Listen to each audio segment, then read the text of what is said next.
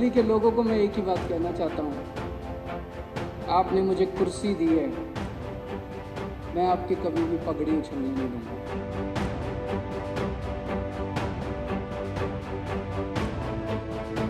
दिल्ली में बीजेपी हार रही है और ये वाला चुनाव दिल्ली को पूर्ण राज्य दिलाने के मुद्दे के ऊपर ये वाला चुनाव 2024 में होने वाले लोकसभा चुनावों को लेकर हर राजनीतिक दल अपनी अपनी रणनीति बनाने में जुट गया है।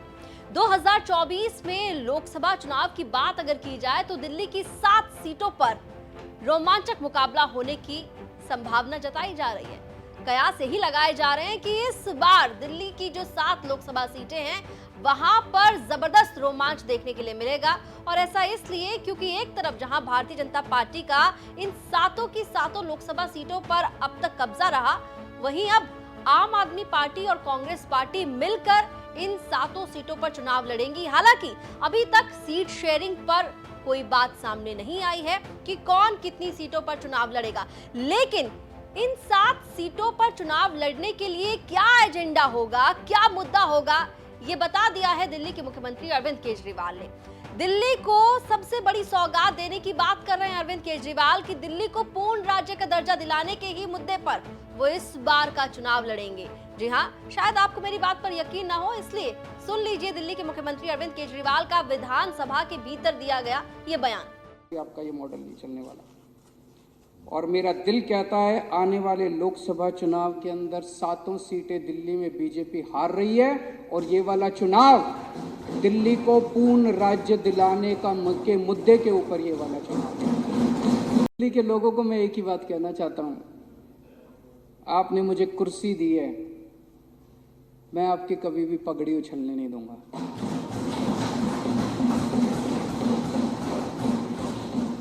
आपका कभी भी सर नहीं झुकने दूंगा, दिल्ली के कभी कोई काम में रुकने नहीं दूंगा।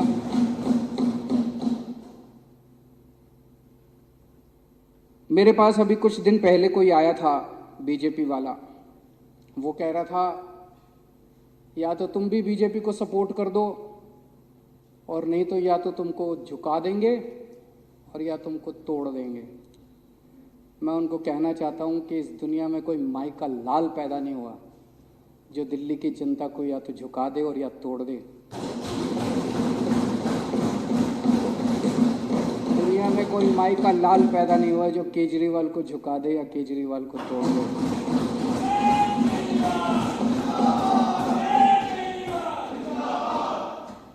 अब तक दिल्ली को पूर्ण राज्य का दर्जा दिलाने की कई राजनीतिक दल मांग उठा चुके हैं। केंद्र में बीजेपी की सरकार भी रही है और कांग्रेस पार्टी की सरकार भी रही है, लेकिन बावजूद इसके दिल्ली को पूर्ण राज्य का दर्जा दिलाने की मांग कांग्रेस बीजेपी के द्वारा की जाने के बावजूद भी, केंद्र में सरकार उनकी होने के बावजूद भी दिल्ली को पूर्ण राज्य का दर्जा नहीं मिला है। लेकिन अब मुख्यमंत्री अरविंद केजरीवाल ये कह रहे हैं कि आगामी लोकसभा चुनाव में दिल्ली को पूर्ण राज्य का दर्जा दिलाने के मुद्दे पर वो चुनाव लड़ेंगे। ये भी उन्होंने कहा कि दिल्ली की 7 सीटों पर बीजेपी हारेगी।